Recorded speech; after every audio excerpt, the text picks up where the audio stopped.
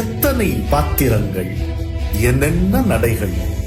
தந்தையின் பெருமிதம், அடியாரின் பக்தி நடை, குழந்தை நடை, பக்தனின் பணிவு நடை, அம்பலவாணனின் செம்படவ நடை, பெண்மையின் நல்ல நடை, செல்வந்தனின் செருக்கு நடை,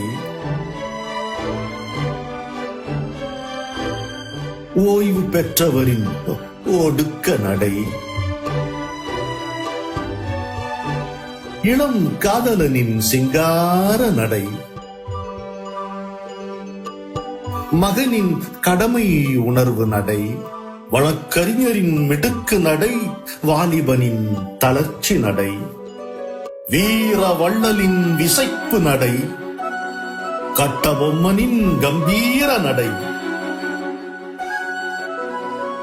அற்புத மனிதனின் தழுக்கு நடை, குடிகாரனின் போதை நடை, மருத்துவரின் கனிந்த நடை, நோயாளியின் தொய்ந்த நடை,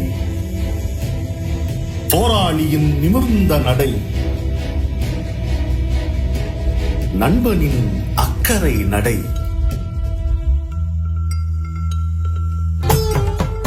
காயம்பட்ட வீரனின் சாய்ந்த நடை,